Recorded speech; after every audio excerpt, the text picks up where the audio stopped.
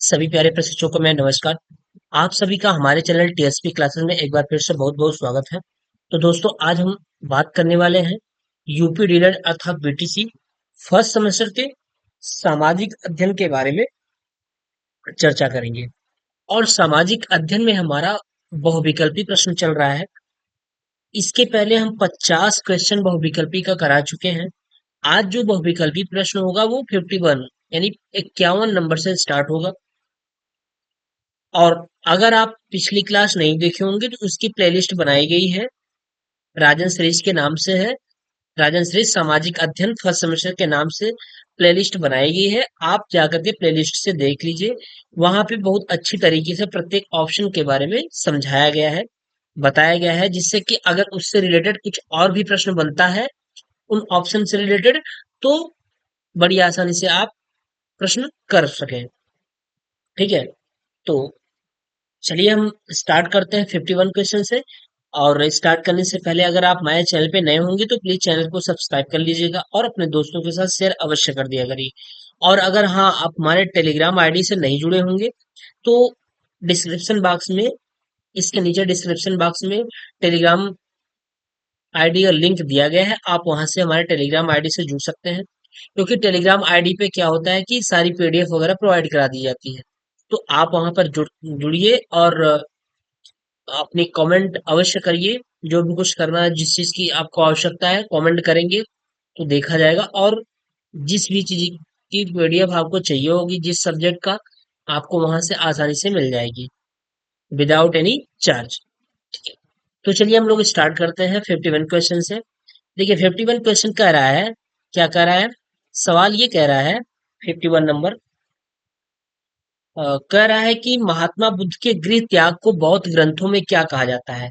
देखिए एक देह त्याग होता है और एक गृह त्याग होता है, इसमें ध्यान रखिएगा, कंफ्यूज मत होइएगा। महात्मा बुद्ध के गृह त्याग को,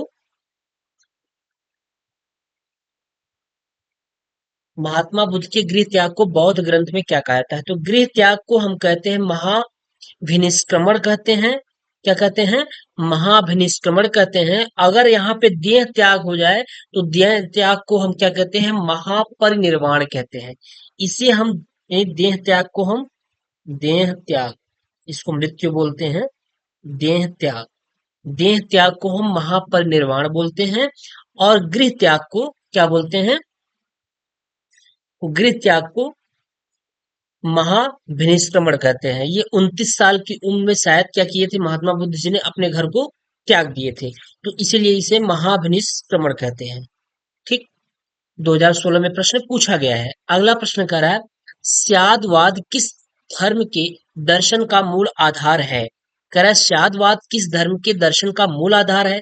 शैव धर्म, बौद्ध धर्म, भागवत धर्म, जैन धर्म। देखिए स्यादवाद जो है ना, ये जैन धर्म का मौलिक आधार था। जो स्यादवाद था ये जैन धर्म की मौलिक आधार था, तो इसलिए ये स्यादवाद किस धर्म से संबंधित है, ये जैन धर्म से संबंधित है। ऑप्शन 10 सही है। अगला, श्वेतांबर और दिगंबर नामक संप्रदाय किस धर्म से संबंधित है। तो देखिए श्वेतांबर और दिगंबर दो अलग अलग संप्रदाय हैं। श्वेतांबर में होता क्या था, अ, श्वेतांबर जो था, श्वेतांबर में संघ के जो साधु हुआ करते थे वे श्वेत वस्त्र धारण करते थे। कैसा, सफेद कपड़े धारण करते थे, सफेद कपड़े पहनते थे। और दिगंबर संघ के जो साधु थे वो नग्न रहते थे, यानी वो नंगे रहते थे, ये कपड़े धारण नहीं करते थे। लेकिन श्वेतांबर में क्या होते थे, श्वेतांबर में सफेद रंग के जो साधु हुआ करते थे सफेद रंग के कपड़े धारण किया करते थे। तो श्वेतांबर और दिगंबर नामक संप्रदाय किस धर्म से संबंधित है, यह आपके किससे संबंधित है, जैन धर्म से संबंधित है। श्वेतांबर और दिगंबर संप्रदाय जो है ये जैन धर्म से संबंधित है। इनके अलग अलग विचारधाराएं थी। ठीक है, यानी कुछ विशेषताएं इनकी अलग थी, जिससे कि क्या होगा, विशेषताओं के कारण इनको दो संघ बनाना पड़ा, एक श्वेतांबर और एक दिगंबर। तो श्वेतांबर और दिगंबर नामक संप्रदाय किस धर्म से संबंधित है, ये आपके जैन धर्म से संबंधित है। 2016 में प्रश्न पूछा गया है। पृथ्वी के सबसे निकट ग्रह कौन सा है, तो पृथ्वी के सबसे निकट ग्रह शुक्र है, ये आप सभी को पता है। हड़प्पा नामक स्थल किस प्रांत से संबंधित है, हड़प्पा नामक स्थल जो है ये अ, पाकिस्तान के पंजाब प्रांत से संबंधित है। किससे? पाकिस्तान के पंजाब से। ये पंजाब पाकिस्तान वाला पंजाब है। ठीक है, भारत वाला पंजाब नहीं, ये पाकिस्तान वाला पंजाब है। तो हड़प्पा नामक स्थल किस प्रांत से संबंधित है? ये पाकिस्तान के पंजाब नामक प्रांत से संबंधित है। 2015 में पूछा गया प्रश्न। मोहनजोदड़ो से प्राप्त नर्तकी की मूर्ति किस धातु की बनी थी? तो दोस्तों, जो मोहनजोदड़ो से प्राप्त नर्तकी की जो मूर्ति थी ना, वो कांसे की बनी हुई थी। किसकी? कांसे की बनी हुई थी। ना तांबे की थी, ना लोहे की थी, ना सोने की थी, ना चांदी की थी। इन सब की नहीं थी। वो किसकी थी? कांसे की थी। मेसोपोटामिया किस देश से संबंधित है? तो मेसोपोटामिया आपके किससे संबंधित है? ईरान नहीं, ये इराक से संबंधित है। ध्यान रखिएगा इसको। मेसोपोटामिया किस देश से संबंधित है? इराक से संबंधित है। अगला, पिता शब्द हिंदी है, इसका फारसी शब्द। पिता को फारसी में क्या बोलते हैं? पाटर बोलते हैं। क्या बोलते हैं? पाटर। फादर, पीदर, पित नहीं। पिता शब्द हिंदी है, इसका जो फारसी शब्द है वो पाटर है। ठीक है। अगला प्रश्न क्या कह रहा है? कौन सा साहित्य धर्मेत्तर साहित्य है? कह रहा है ऐसा कौन सा साहित्य है जो धर्मेत्तर साहित्य है? तो ये आपके राजतरंगिणी, जातक कथा, महाभारत, रामायण। तो राजतरंगिणी ही आपकी क्या है? साहित्यिक धर्मेत्तर साहित्य है।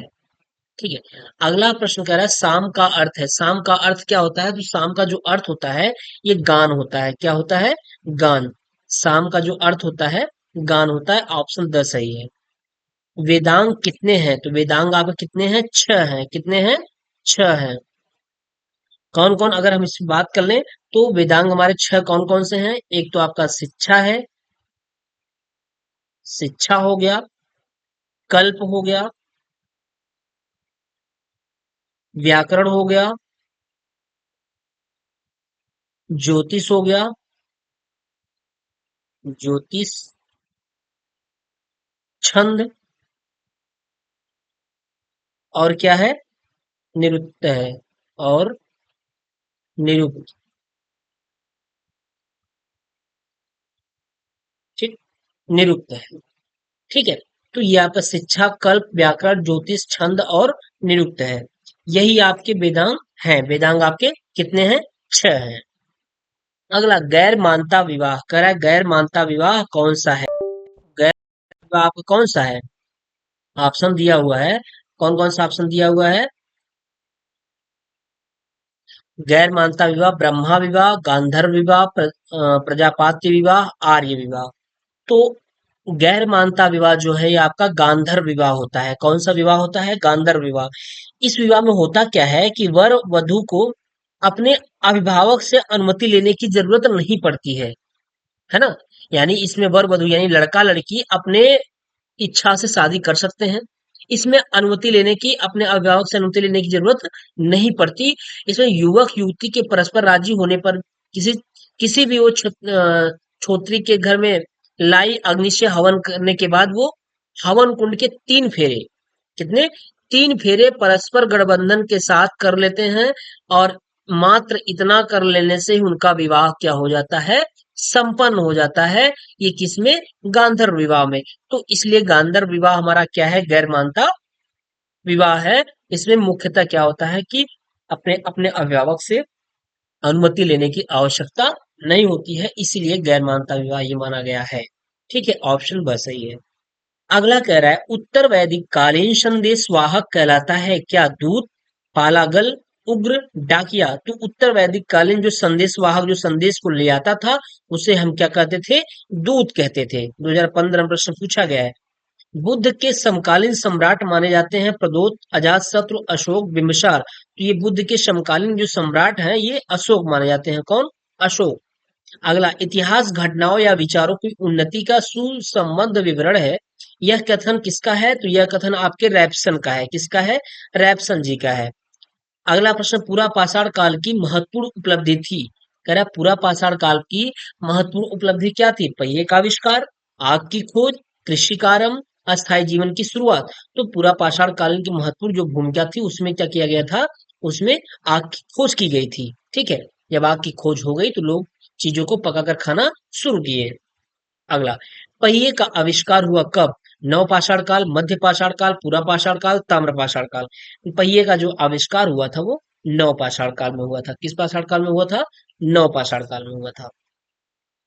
अगला, महापाषाण से तात्पर्य है क्या? धार्मिक अनुष्ठान से, उपकरणों से, पर्वत श्रृंखलाओं से, समाधियों से। तो महापाषाण काल से जो तात्पर्य है ना, ये पहाड़ों से यानी पर्वत श्रृंखलाओं से है। किससे है? पर्वत श्रृंखलाओं से है। ऑप्शन स सही होगा कि महापाषाण से तात्पर्य क्या है? पर्वत श्रृंखलाओं से है। अगला प्रश्न क्या कर रहा है? अगला प्रश्न कर रहा है, सिंधु सभ्यता के घर किससे बनाए जाते थे? कह रहा है सिंधु सभ्यता के जो घर थे वो किससे बनाए जाते थे? ईंट से, बांस से, पत्थर से, लकड़ी से। तो जो सिंधु सभ्यता के घर थे ना, वो पके हुए ईंटों से बनाए जाते थे। किससे? पके हुए ईंटों से। पके हुए ईंटों से बनाए जाते थे। ऑप्शन अ सही होगा। सिंधु सभ्यता के घर किससे बनाए जाते थे? पके हुए ईंटों से बनाए जाते थे। अगला, मोहनजोदड़ो की सबसे बड़ी इमारत कौन सी है? तो मोहनजोदड़ो की सबसे बड़ी इमारत जो थी वो आपकी स्नानागार थी। कौन थी? स्नानागार। अगला, चंद्रग्रहण की घटना होती है, चंद्रग्रहण की जो घटना होती है वो पूर्णिमा के दिन होती है, और सूर्य ग्रहण की जो घटना होती है वो अमावस्या के दिन होती है। किसके दिन? अमावस्या के दिन। इसलिए चंद्रग्रहण की घटना पूर्णिमा और सूर्य ग्रहण की घटना अमावस्या के दिन। 72 नंबर का अ सही होगा, और 71 नंबर का भी अ ही सही होगा। अगला, पृथ्वी के सबसे दूर ग्रह कौन है? बुध, शुक्र, पृथ्वी, बृहस्पति, मंगल, अरुण, वरुण, ये क्या है? यानी सबसे लास्ट में कौन आता है आपके? वरुण आता है। पृथ्वी के सबसे दूर ग्रह जो होते हैं वो कौन से हैं? वरुण हैं। ठीक। अगला, गांव में सार्वजनिक सुविधाओं का प्रबंध करने की व्यवस्था होती है किसके? किसकी होती है? स्वशासन द्वारा, जिला शासन द्वारा, विकास खंड शासन द्वारा, तहसील शासन द्वारा। तो देखिए, अगर गांव की बात आए तो गांव में विकास खंड शासन द्वारा की प्रबंध करने की व्यवस्था की जिम्मेदारी होती है विकास खंड शासन द्वारा। अगला प्रश्न, भारत में किस प्रकार की दलीय व्यवस्था है? तो भारत में हमारी बहुदलीय व्यवस्था है। कौन सी है? बहुदलीय व्यवस्था। पृथ्वी का उपग्रह कौन सा है? आप सबको पता होगा, पृथ्वी का उपग्रह जो होता है आपका चंद्रमा होता है। सबसे बड़ा ग्रह कौन सा होता है? ये भी पता होगा, बृहस्पति है। जब आप ग्रह देखे होंगे, बना रहे होंगे, तो सबसे बड़ा जो ग्रह है आपका बृहस्पति होता है। ठीक है। हड़प्पा सभ्यता के रहने वाले थे ग्रामीण, शहरी, यायावर, खानाबदोश, जनजातीय। तो हड़प्पा सभ्यता के जो रहने वाले लोग थे वो कौन से थे? शहरी थे। कौन से थे? शहरी। अगला, पृथ्वी पर दिन व रात होने का क्या कारण है? तो पृथ्वी पर दिन व रात होने का जो कारण है ना, वो पृथ्वी अपने अक्ष पर कैसी गति करती है? घूर्णन गति के कारण दिन और रात होते हैं। याद रखिएगा, पृथ्वी पर दिन और रात का होना, पृथ्वी का अपने अक्ष पर घूर्णन गति करना, इसलिए दिन और रात होती है। अगला प्रश्न करा, 0 डिग्री अक्षांश को क्या कहते हैं? तो 0 डिग्री अक्षांश को भूमध्य रेखा कहते हैं। यह प्रश्न 2016 और 2022 में पूछा गया है। भूमध्य रेखा पर सूर्य की किरणें कब सीधी पड़ती हैं? तो भूमध्य रेखा पर सूर्य की जो किरणें होती हैं वो 21 जून को सीधी पड़ती हैं। किस जून को? 21 जून को। अगला, ग्राम पंचायत के सदस्य चुने जाते हैं 5 वर्ष के लिए। याद रखिए, ग्राम पंचायत के जो सदस्य होते हैं कितने वर्ष के लिए चुने जाते हैं? 5 वर्ष।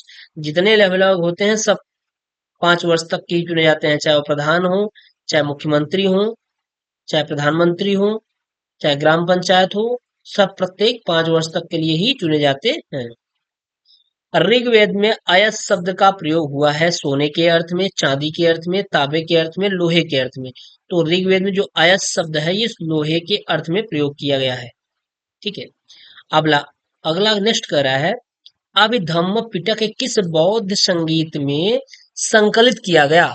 प्रथम बौद्ध संगीत में, द्वितीय बौद्ध संगीत में, तृतीय बौद्ध संगीत में, चतुर्थ बौद्ध संगीत में। तो ये आपका द्वितीय बौद्ध संगीत में संकलित किया गया है। सौर मंडल का मुखिया कौन है? तो आप जानते होंगे, सारी प्रक्रिया किस पे होती है? सूर्य पे होती है। ठीक है। किस पे होती है? सूर्य से ही स्टार्ट होती है। तो सौर मंडल की जो मुखिया है वो कौन से हैं? सूर्य देवता है। अगला, विश्व का सबसे गहरा महासागर कौन सा है? तो विश्व का सबसे गहरा महासागर आपका प्रशांत महासागर है। ठीक है। नासा की स्थापना कब हुई थी? नासा की जो स्थापना हुई थी वो 1958 में हुई थी। कब हुई थी? 1958 में। नगर पंचायत का कार्यकाल होता है कितना? नगर पंचायत का कार्यकाल कितना होता है? 5 वर्ष। हमने बताया कि लगभग लगभग सबका कार्यकाल 5 वर्ष तक का ही होता है। वैदिक ग्राम का मुखिया कहलाता था, यानी वैदिक ग्राम में जो मुखिया था वो क्या कहलाता था? कुलप, ग्रामिक, ग्रामणी, विस्पति। तो ये ब्राह्मण कहलाता था। क्या? ब्राह्मण कहलाता था। ठीक है। अगला, किस हड़प्पा स्थल से कांस्य नर्तकी की मूर्ति प्राप्त हुई थी? किस हड़प्पा स्थल से कांस्य नर्तकी की मूर्ति प्राप्त हुई थी? कालीबंगा, चाहुंडरो, मोहनजोदड़ो, हड़प्पा। तो किस हड़प्पा स्थल से कांस्य नर्तकी की मूर्ति, किसकी? नर्तकी, कांस्य नर्तकी की मूर्ति ये मोहनजोदड़ो से प्राप्त हुई थी। अगला, ग्लोब पर दो स्थानों के बीच न्यूनतम दूरी कितनी होती है?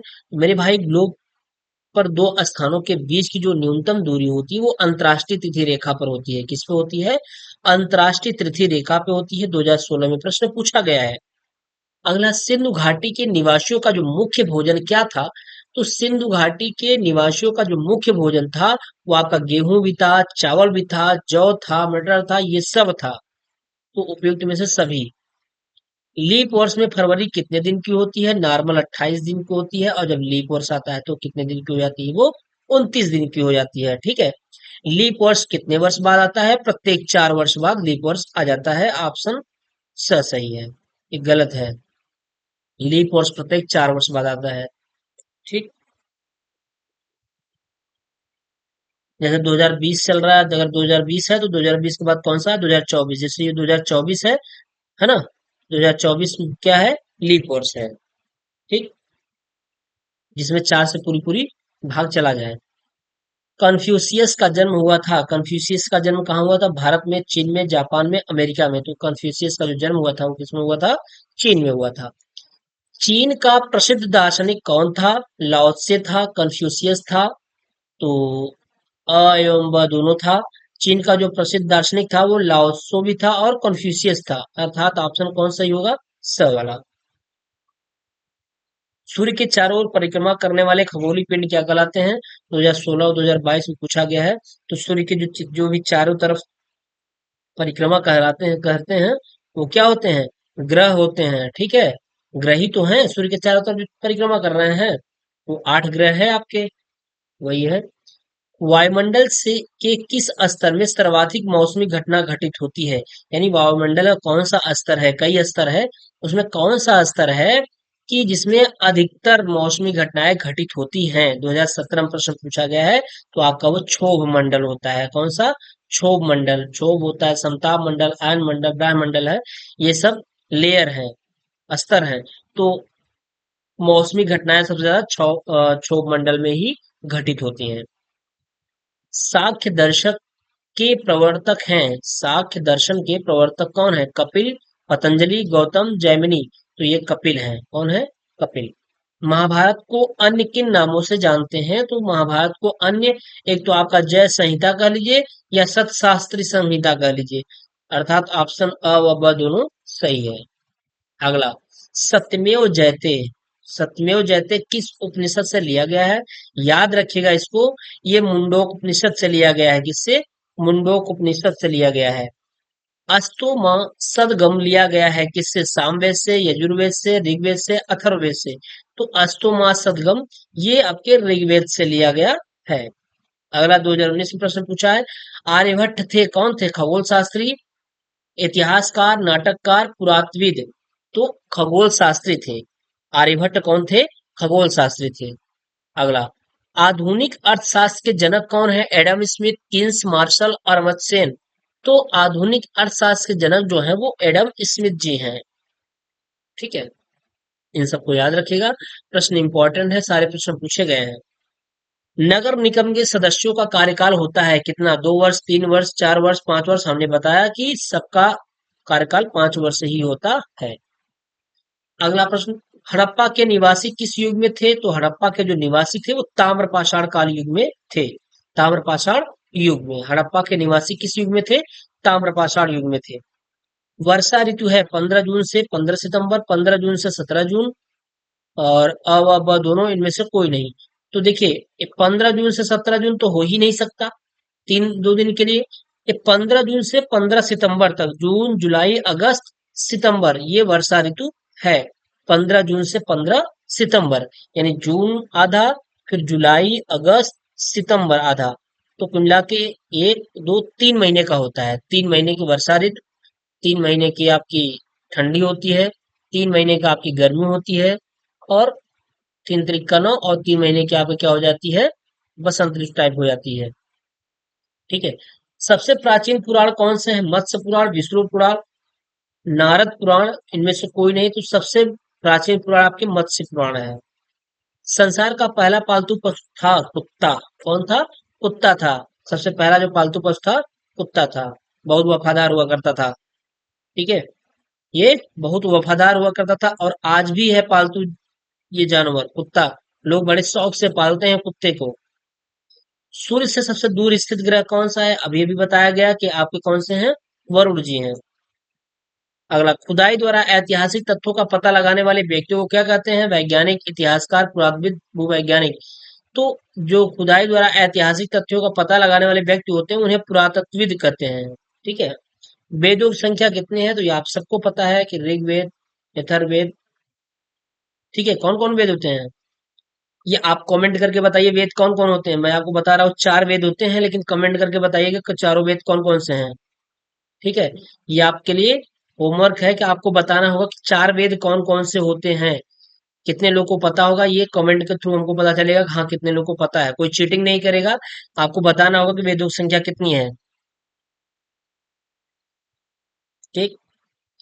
अगला, मेसोपोटामिया की सभ्यता का जन्म हुआ था कहाँ? नील नदी की घाटी के किनारे, सिंधु नदी घाटी के किनारे, दजला फरात नदी घाटी के किनारे, यांग टिसिक्यांग नदी की घाटी के किनारे। तो आपकी जो मेसोपोटामिया की सभ्यता का जन्म हुआ था, वो दजला फरात नदी घाटी के किनारे हुआ था। इसके किनारे, दजला फरात नदी घाटी के किनारे। ठीक है। अगला, संविधान सभा का अस्थायी अध्यक्ष पूछ रहा है कि संविधान सभा का अस्थायी अध्यक्ष कौन थे? तो डॉक्टर राजेंद्र प्रसाद जी थे। ठीक। अगला, यदि किसी ग्राम सभा की कुल जनसंख्या 3,000 है, तो उसकी ग्राम पंचायत सदस्य संख्या कितनी होगी? तो उसमें ग्राम पंचायत सदस्यों की संख्या कितनी हो जाएगी? 13,000 हो जाती है। कितनी? सॉरी, माफ करिएगा। 3,000 है तो उनकी ग्राम पंचायत सदस्यों की संख्या कितनी हो जाएगी? 13 हो जाएगी। 13,000 है, 13 हो जाएगी भाई। टोटल 3,000 है तो 13,000 क्या मतलब है? 3,000 है तो उनकी सदस्यों की संख्या कितनी हो जाएगी? 13। अगला, कैनियन दर्रा का निर्माण होता है नदी द्वारा, हवा द्वारा, ग्लेशियर द्वारा, समुद्री लहरों द्वारा। तो कैनियन दर्रा का जो निर्माण होता है वो नदी द्वारा होता है। किसके द्वारा? नदी द्वारा होता है। अगला, भारत का सबसे लंबी तट रेखा वाला राज्य कौन सा है? कह रहा भारत की सबसे लंबी तट रेखा वाला राज्य कौन सा है? तो केरल है, कि गोवा है, गुजरात है, तमिलनाडु है, क्या है? तो भारत की सबसे लंबी तट रेखा वाला जो राज्य है बाबू कौन सा है? गुजरात है। कौन सा? गुजरात है। ठीक। अगला, वेद का शाब्दिक अर्थ है पवित्र, ज्ञान, पूजा पाठ, ईश्वर की स्तुति। तो वेद का जो शाब्दिक अर्थ होता है वो ज्ञान होता है, ना ही पूजा पाठ करना होता है, ना ही ईश्वर की स्तुति करनी होती है, ना ही पवित्र होता है। वेद का जो शाब्दिक अर्थ होता है ज्ञान होता है, और वो होना ही चाहिए। ज्ञान अगर आपके पास है तो आप पाखंड में नहीं फंसेंगे। अगला, शीत ऋतु से संबंधित है 15 दिसंबर से 15 मार्च, 21 दिसंबर की स्थिति, 21 मार्च से 23 दिसंबर की स्थिति, ये सभी। तो इसमें 15 दिसंबर से आपकी शीत ऋतु स्टार्ट हो जाती है और 15 मार्च तक चलती है। ठीक है। 3 महीने का ये भी रहता है। मौर्य काल के संस्थापक हैं चंद्रगुप्त मौर्य, बिंदुसार, अशोक, कुणाल। तो मौर्य काल के जो संस्थापक हैं वो कौन है?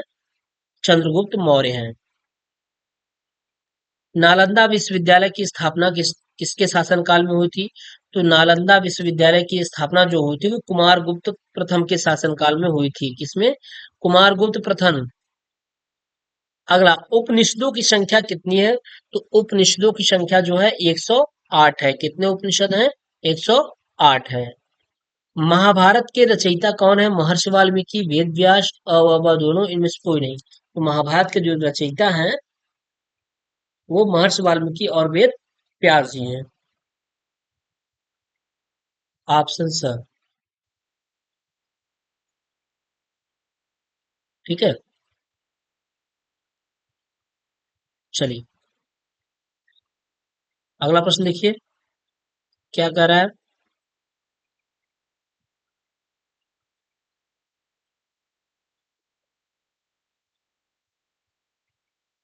ठीक है, तो प्रश्न देखिए, बहुत अच्छे अच्छे प्रश्न पूछे गए हैं।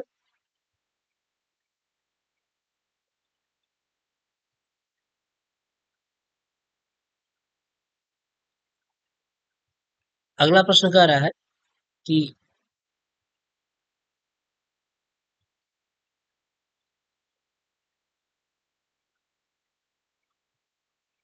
प्रमुख शक्ति के साधन हैं। प्रमुख शक्ति के साधन हैं कोयल, विद्युत, खनिज तेल, लौह इस्पात, वायु एवं जल, ये सभी।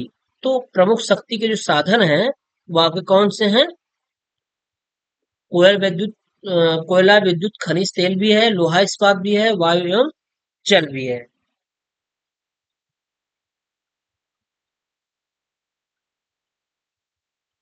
ठीक, तो ये सभी होगा। अगला, प्राकृतिक आपदाएं हैं भूकंप, बाढ़, सूखा, ये सब प्राकृतिक आपदाएं ही तो है। भूकंप आना भी प्रकृति का देन है, बाढ़ आना प्रकृति की देन है, सूखा भी प्रकृति की देन है। लेकिन चीन जैसे देश के लिए ये सब चीजें क्या होती है? आर्टिफिशियल भी कर ली जाती है। आर्टिफिशियल बरसात भी करा लिया जाता है। ठीक है, बरसात तो अपने यहाँ भी कराया जा सकता है, लेकिन उसके बहुत ही साइड इफेक्ट बहुत ही वो नुकसानदेह होगा। तो प्राकृतिक आपदाएं भूकंप, बाढ़ और सूखा ये सभी हैं। Option the. पछुआ हवाओं की विशेषता क्या है? ये हमारे उच्च दाब पेटी से निम्न दाब पेटी की ओर बहती हैं। इसका क्षेत्र दोनों गोलार्ध में 30 डिग्री व 50 डिग्री अक्षांशों तक होता है। ये हवाएं आवाज करके चलती हैं। ये सभी। ठीक है, तो पछुआ हवा की जो विशेषताएं हैं ये सारी विशेषताएं पछुआ हवा की ही है। ठीक, ये सारी विशेषताएं पछुआ हवा की ही है, तो ये सभी सही होगा। अगला, जब पृथ्वी पश्चिम से पूर्व की ओर अपने अक्ष पर घूमती है तब जो भाग सूर्य के पीछे आता है वहां होता है, वहां क्या हो जाता है? रात हो जाता है। जब सूर्य के पीछे आ जाता है, यानी जब पृथ्वी पश्चिम से पूरब की ओर अपने अक्ष पर घूमती है तो जो भाग सूर्य के पीछे आएगा, भाई जब पृथ्वी का जो भाग सूर्य के पीछे आएगा तो वहां अंधेरा ही हो जाएगा ना, तो वहां पे क्या हो जाता है? रात हो जाता है। क्योंकि सूर्य आगे की तरफ चमक रहा है, जब पीछे की तरफ हो जाएंगे तो अंधेरा हो जाएगा, तो रात हो जाता है। कांस्य सभ्य सैंधव सभ्यता अपने विकसित रूप में कब प्रकट होती है? 2300 ईसा पूर्व, 2500 ईसा पूर्व, 2400 ईसा पूर्व, 2700 ईसा। ये आपके 2500 ईसा पूर्व है। अगला प्रश्न कह रहा है, हड़प्पा सभ्यता का संबंध है किससे? रावी नदी से, सिंधु नदी से, सतलज से, घाघरा से। तो हड़प्पा सभ्यता का जो संबंध है ना वो किससे है? वो आपके रावी नदी से है। किससे है? रावी नदी। अगला प्रश्न कह रहा है, सिंधु घाटी सभ्यता हड़प्पा सभ्यता के उत्खनन करता है राखल दास बनर्जी, दयाराम साहनी, रंगनाथ राव, बीके थापर। तो ये आपके दयाराम साहनी जी हैं। चलिए, अगला प्रश्न, भारत की सबसे लंबी नदी कौन सी है? कौन सी सबसे लंबी नदी? तो आप सब जानते हैं भारत की जो सबसे लंबी नदी है आपकी गंगा नदी है। ये इस नदी को आप सब देखे होंगे। किस रेखा के उत्तर में उत्तरी ध्रुव तथा दक्षिण से दक्षिणी ध्रुव है? किस रेखा के उत्तर में उत्तरी ध्रुव तथा दक्षिण में दक्षिणी ध्रुव है? तो ये आगे कौन से हैं? भूमध्य रेखा में है। किस रेखा के उत्तर में उत्तरी गोलार्ध तथा दक्षिण में दक्षिणी गोलार्ध है? ये भी भूमध्य रेखा में है। मूल अधिकारों की संख्या कितनी है? मूल अधिकार आपके 6 हैं। मूल कर्तव्य कितने हैं? तो मूल कर्तव्यों की संख्या आपकी 11 है। सबसे प्राचीन फसल मानी जाती है कौन? जौ, गेहूं, अब दोनों में से कोई नहीं। तो सबसे प्राचीन फसल आपकी जौ और गेहूं ही मानी जाती है। अगला, मोहनजोदड़ो का संबंध किस नदी से है? तो मोहनजोदड़ो का जो संबंध है वो सिंधु नदी, रावी, गंगा, यमुना। तो मोहनजोदड़ो का जो संबंध है वो किससे है? सिंधु नदी से है। अगला, ग्रीष्म ऋतु से संबंधित है। ग्रीष्म ऋतु से संबंधित है क्या? यानी ग्रीष्म ऋतु आपकी कब से कब तक आती है? 15 मार्च से 15 जून, 22 दिसंबर की स्थिति अ व ब दोनों, इनमें से कोई नहीं। भाई 15 जून से आपका क्या माना जाता है, बरसात मान लिया जाता है, नहीं वर्षा ऋतु मान ली जाती है। तो 15 जून तक आपका क्या होता है, गर्मी यानी ग्रीष्म ऋतु होती है। 15 मार्च से स्टार्ट होती है 15 जून तक। ठीक है, तो आपकी अ सही है, 15 मार्च से 15 जून। मोहनजोदड़ो के उत्खनन करता है दयाराम साहनी, राखलदास बनर्जी, यज्ञदत्त शर्मा, रविंद्र सिंह। मोहनजोदड़ो के जो उत्खनन करता है वो कौन है, राखलदास बनर्जी है। अगला प्रश्न, मैक मोहन रेखा का संबंध है भारत और चीन, भारत और पाकिस्तान, भारत और अमेरिका, इनमें से कोई नहीं। तो मैक मोहन रेखा का जो संबंध है भारत और चीन से है। सबसे छोटा ग्रह कौन सा है, तो सबसे छोटा ग्रह आपका बुध ही होता है, जो नजदीक भी होता है, छोटा भी होता है। ठाणे चक्रवात है असम का, भारत का, चीन का, नेपाल का। तो ठाणे चक्रवात किसका है, भारत का। हरिकेन चक्रवात संबंधित है मैक्सिको की खाड़ी, बंगाल की खाड़ी, यूएसए, जापान। कह रहा है हरिकेन चक्रवात किससे संबंधित है, ये मैक्सिको की खाड़ी से संबंधित है। यहीं से हरिकेन चक्रवात उठा था। टाइफून चक्रवात कहाँ का है, तो टाइफून चक्रवात जो आपका है वो जापान, चीन, फिलीपींस, इन सभी का है। जापान का भी है, चीन का भी है और फिलीपींस का भी है। तो इन सभी यानी अर्थात ऑप्शन 10 सही है। विली विली चक्रवात कहाँ का है, तो विली विली जो चक्रवात है ये आपके ऑस्ट्रेलिया का है। अगला प्रश्न का है, रामायण के रचयिता हैं कौन। रामायण के रचयिता महर्षि वाल्मीकि हैं। अगर रामायण के रचयिता महर्षि वाल्मीकि हैं तो आपके यहाँ पे थोड़ा ध्यान दीजिएगा। जो आता है महाभारत के रचयिता, महाभारत के रचयिता मेन आपके वेद व्यास जी हैं। ठीक है, वेद वेद व्यास जी हैं। कहीं कहीं ऐसा माना जाता है कि महाभारत के रचयिता महर्षि वाल्मीकि और वेद व्यास ने मिलकर किया था, लेकिन ऐसा नहीं है। यहाँ जो महाभारत के रचयिता वो आपके वेद व्यास जी हैं। ठीक है, इसको सही कर लीजिएगा, कौन से हैं, वेद व्यास जी हैं। जो रामायण के रचयिता हैं वो महर्षि वाल्मीकि हैं, क्योंकि महर्षि वाल्मीकि की एक स्टोरी है कि ये रत्नाकर डाकू थे। ठीक है, वाल्मीकि जी रत्नाकर डाकू नाम के थे। और जंगल में जाए जान जितने भी लोग जाते थे उनको क्या कर देते थे, मार डाला करते थे। तो वो साधु उधु जैसी एक कहानी बनी हुई है। उनको राम राम कहते कहते, मरा मरा मरा कहते कहते राम राम आ गया था। तो उसी समय रामायण को वगैरह ये बताया गया कि रामायण की खोज करता यही है। तो महाभारत के रचयिता कौन है, वेद व्यास जी हैं। कौन है, वेद व्यास। इसको एक बार सही कर लीजिएगा। अगला, संगीत का संबंध है किससे, सामवेद से, ऋग्वेद से, यजुर्वेद से, अथर्ववेद से। तो संगीत का संबंध है सामवेद, ऋग्वेद, यजुर्वेद, अथर्ववेद। संगीत का जो संबंध है आपके सामवेद से है। अगला, व्यापारिक हवाएं मिलती हैं, तरफ व्यापारिक हवाएं मिलती हैं 5 डिग्री से 3 डिग्री उत्तर दक्षिण, 30 डिग्री से 4 डिग्री दक्षिण उत्तर, 40 से 50 पूर्व पश्चिम, इनमें से कोई नहीं। तो व्यापारिक हवाएं 5 डिग्री से 30 डिग्री उत्तर दक्षिण होती है। जैन धर्म के अंतिम तीर्थकर कौन थे, पार्श्वनाथ, ऋषभदेव, महावीर स्वामी, अकबर। तो जैन धर्म के अंतिम तीर्थकर महावीर स्वामी थे। जैन धर्म के 24वें तीर्थकर थे ऋषभदेव, पार्श्वनाथ, महावीर स्वामी, गौतम बुद्ध। तो जैन धर्म के 24वें जो तीर्थकर थे वो महावीर स्वामी जी थे। अगला, अजंता कलाकृतियां किससे संबंधित है, हड़प्पा काल से, मौर्य काल से, बुद्ध काल से, गुप्त काल से। तो अजंता कलाकृतियां किससे संबंधित है, या आपके गुप्त काल से संबंधित है। ठीक है, चलिए अगला प्रश्न, दक्षिणी गोलार्ध में सबसे लंबा दिन कब होता है, तो दक्षिणी गोलार्ध में सबसे लंबा दिन आपका 22 दिसंबर को होता है। कब, 22 दिसंबर।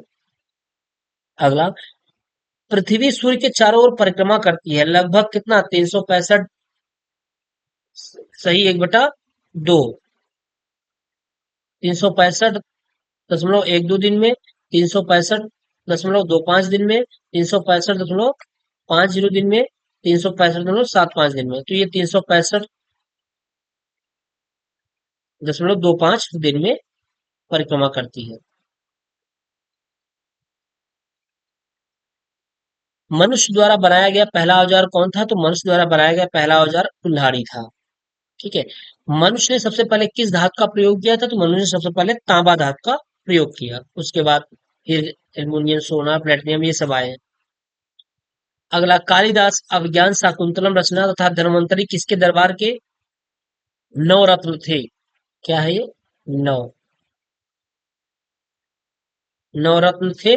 चंद्रगुप्त प्रथम, चंद्रगुप्त द्वितीय, स्कंदगुप्त, पृथ्वीराज चौहान। तो ये कौन थे आपके? चंद्रगुप्त द्वितीय थे।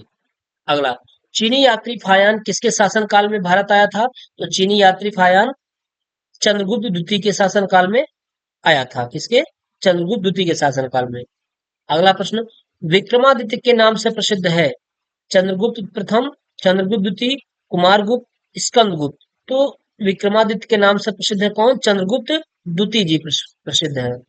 अगर आप, भारत का नेपोलियन किसे कहते हैं? तो भारत का नेपोलियन समुद्रगुप्त को कहते हैं। अगला, गुप्त साम्राज्य का स्थापक था कौन? श्रीगुप्त था, चंद्रगुप्त था, समुद्रगुप्त था, स्कंदगुप्त था। तो गुप्त साम्राज्य का जो संस्थापक था वो आपका श्रीगुप्त था। ठीक है। हेनसोंग किसके शासन काल में भारत आया? तो जो हेनसोंग था वो हर्षवर्धन के शासन काल में भारत आया था। किसके शासन काल में? हर्षवर्धन के शासन काल में भारत आया था। इंडिका के लेखक कौन है? तो इंडिका के लेखक आपके मेगास्थनीज जी हैं। मेगास्थनीज किसके शासन काल में भारत आए? तो मेगास्थनीज जो थे ये आपके चंद्रगुप्त मौर्य के शासन काल में भारत आए थे। अगला, गुप्त राजवंश किसके लिए प्रसिद्ध है?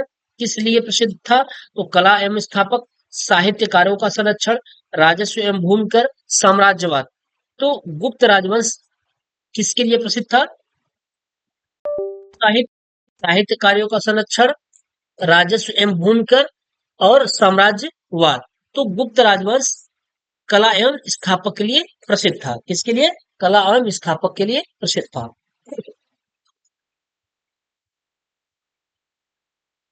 एक मिनट।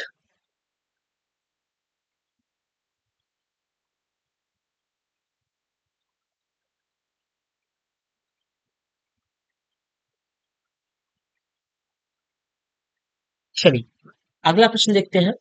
कह रहा है, जब केंद्र में दाब अधिक होता है तो केंद्र से हवाएं बाहर की ओर चलती हैं, इसे कहते हैं क्या? इसे आपके प्रतिचक्रवात कहते हैं। क्या कहती हैं? प्रतिचक्रवात कहते हैं। जब दाब अधिक होता है तो जो केंद्र से हवाएं होती हैं वो बाहर की ओर चलती हैं। चक्रवात की विशेषता क्या है? यह निम्न दाब केंद्र होता है, इसमें केंद्र से बाहर की ओर दाब बढ़ जाता है, अ व ब दोनों, इनमें से कोई नहीं। तो चक्रवात की विशेषता आपका यही है, यहाँ निम्न दाब का केंद्र होता है, इसमें केंद्र से बाहर की ओर दाब बढ़ जाता है। बिल्कुल ऑप्शन स सही होगा। चालुक्य वंश का संस्थापक था, चालुक्य वंश का संस्थापक कौन था? जय सिंह, तैलप द्वितीय, विल्हण, राजेंद्र। तो चालुक्य वंश का जो संस्थापक था ना वो आपका तैलप द्वितीय था। कौन था? तैलप द्वितीय। अगला प्रश्न करा, वर्धन वंश के संस्थापक थे हर्षवर्धन, अशोक, बिंदुसार, रजिया। तो कौन थे वर्धन वंश के संस्थापक? हर्षवर्धन जी थे। सांची के स्तूप का निर्माण किसने करवाया था? तो सांची के स्तूप का जो निर्माण करवाया था वो आपके अशोक सम्राट जी ने करवाया था। ठीक। अगला, मोहनजोदड़ो कहाँ स्थित है? तो मोहनजोदड़ो आपको बताया गया कि मोहनजोदड़ो ये सिंध सभ्यता से यानी सिंध पे स्थित है।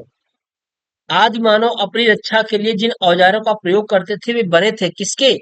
वे आपके पत्थर के बने थे। किसके? पत्थर के बने थे। निम्न में से कौन सा सामाजिक अध्ययन के अंतर्गत नहीं आता है? इतिहास, रसायन शास्त्र, नागरिक शास्त्र, भूगोल। तो आपका रसायन शास्त्र नहीं आता है, बाकी इतिहास भी आता है, नागरिक शास्त्र भी आता है, भूगोल भी आता है। ये सामाजिक अध्ययन के अंतर्गत आता है। बाकी ये आपका साइंस है, इससे सामाजिक अध्ययन से कोई मतलब नहीं है। अगला, हड़प्पा सभ्यता का सर्वाधिक मान्यता प्राप्त समय है कौन सा है? ये 2500 ईसा पूर्व से 1750 ईसा पूर्व है। कौन सा? 2500 ईसा पूर्व से 1750 ईसा पूर्व।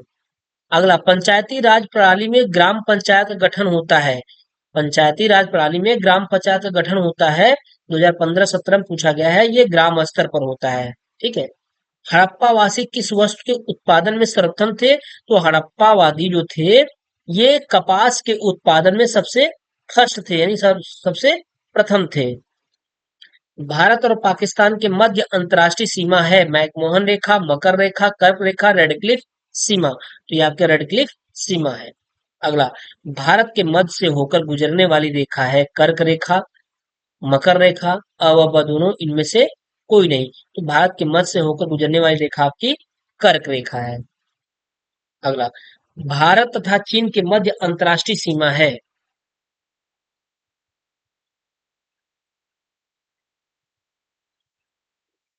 भारत तथा चीन के मध्य अंतर्राष्ट्रीय सीमा है मैकमोहन रेखा, रेडक्लिफ रेखा, कर्क रेखा, मकर रेखा।